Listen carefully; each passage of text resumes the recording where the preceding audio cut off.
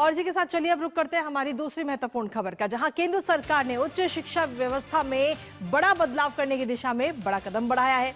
केंद्रीय शिक्षा मंत्री धर्मेंद्र प्रधान ने सोमवार को संसद में विकसित भारत शिक्षा अधिष्ठान विधेयक 2025 पेश किया और इस विधेयक का मकसद है उच्च शिक्षा के नियमन, मान्यता और प्रशासन की मौजूदा व्यवस्था को पूरी तरह बदलना, जिसमें नया आयोग स्थापित किया जाएगा जो केंद्र सरकार को सलाह भी देगा, साथ ही भारतीय ज्ञान और भाषाओं को भी बढ़ावा देगा। अब सरकार ने इस बिल को संयुक्त संसदीय समिति यानी जेपीसी के पास भेज दिया है, जहां चर्चा के बाद अंतिम फैसला लिया जाएगा। साथ ही आपको यह बता दें कि इस बिल के पास होने के बाद शिक्षा व्यवस्था और आधुनिक होती हुई नजर आएगी। नई शिक्षा नीति के साथ ही नया सिस्टम भी होगा और इस बिल से में क्या कुछ खास है वो आपको बताएंगे, साथ ही करेंगे चर्चा अपने संवाददाता से। लेकिन सबसे पहले आपको दिखाते हैं उच्च शिक्षा में नए युग की शुरुआत।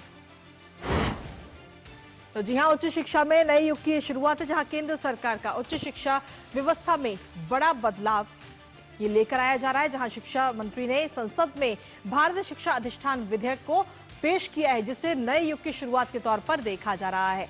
न्यू एजुकेशन पॉलिसी 2020 आधारित पर यह बड़ा शिक्षा सुधार है और फिलहाल अभी इसे जेपीसी को भेजा गया है। उच्च शिक्षा के नियंत्रण और प्रशासन में इसके जरिए सीधे तौर पर बदलाव होता हुआ हमें नजर आएगा। इसके अगर मकसद की बात करें या मुख्य उद्देश्य की अगर हम बात करें तो एक नया आयोग स्थापित करना है और इस आयोग की कई सारी जिम्मेदारियां होंगी। और इस आयोग की जिम्मेदारियों की अगर हम बात करें तो संस्थानों को नवाचार और स्वायत्तता मिलेगी।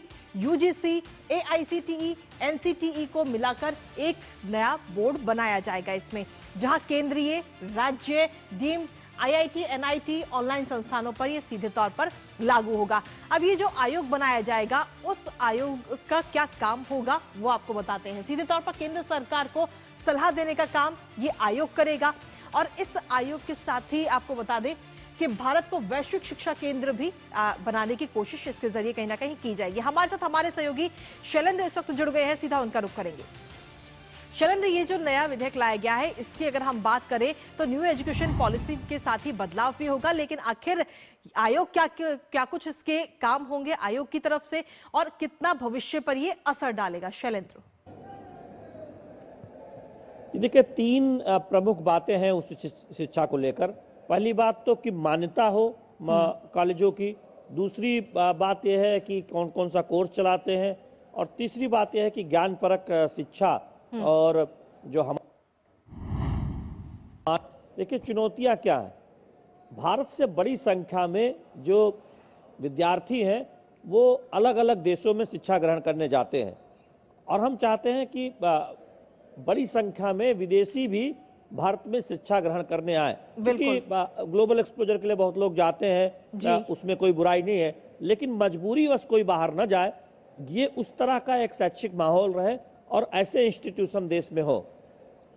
सबसे बड़ी बात है कि अगर कोई उच्च शिक्षा संस्थान नियम कानूनों का उल्लंघन करता है तो उस पर एक सख्त निगरानी हो, सजा का प्रावधान हो, यानी कि जुर्माने का प्रावधान हो, वो व्यवस्था की गई है। और ग्लोबल स्तर पर हमारे इंस्टीट्यूशन की पहचान और मजबूत हो और उनकी शाखाएं हो, यानी भारत में अगर कोई विश्वविद्यालय है या फिर जो तकनीकी संस्थान है उसकी शाखाएं दुबई में हो, अमेरिका में हो, लंदन में हो या अलग अलग जगहों पर हो, और ग्लोबल पार्टनरशिप हो ग्लोबल यूनिवर्सिटी के साथ हमारी विश्वविद्यालय की। ये एक ऐसी व्यवस्था हो जिससे कि दुनिया के अध्ययन केंद्र के तौर पर भारत आगे बढ़ पाए। 2047 में जो हमारी सोच है उससे जुड़ा ये विधेयक लाया गया है, जिसमें प्रावधान है जो निकाय बनेगा, जिसमें शिक्षाविद होंगे, सरकार की तरफ से अधिकारी होंगे और एक्सपर्ट होंगे, और उनका काम होगा कि नियामकीय काम देखे, मान्यता का काम देखे और बाकी जो उस शिक्षा से जुड़े काम है वो देखे। लेकिन दिक्कत कहाँ है? दिक्कत यह है कि विपक्ष ने कहा कि ये बहुत महत्वपूर्ण विधेयक है और इसे इस तरह से जल्दबाजी में पारित न कराया जाए, इस पर व्यापक चर्चा ज्वाइंट पार्लियामेंट्री कमेटी में हो, संसद की दोनों सदनों की समिति में हो। तो कल प्रस्ताव केंद्रीय शिक्षा मंत्री धर्मेंद्र प्रधान की तरफ से लाया गया लोकसभा में, और फिर राज्यसभा के सदस्यों की संख्या आएगी और जेपीसी को ये विधेयक भेज दिया जाएगा, जिसमें विस्तार से चर्चा होगी। देखिए, दुनिया ये जानती है कि भारत एक बहुत बड़ा शैक्षिक केंद्र बन सकता है, हमारी जो ज्ञान परंपरा है हम भी जानते हैं। लेकिन अगर आप 2 दशक पहले जाएं तो खासतौर पर 90 का जो दशक था उसमें हम उतनी प्रगति उस शिक्षा में नहीं कर पाए। जी। शैक्षिक संस्थानों में हमने तकनीकी संस्थानों में बढ़ोतरी देखी है प्रधानमंत्री नरेंद्र मोदी की अगुवाई में, जी, जब शैलेंद्र। तमाम कॉलेज खुले गए हैं। जी बताइए, आप कुछ कहना चाह रहे हैं? ठीक, बहुत बहुत शुक्रिया तमाम जानकारी और अपडेट्स हमारे साथ साझा करने के लिए शैलेंद्र, इस महत्वपूर्ण खबर से जुड़े हुए।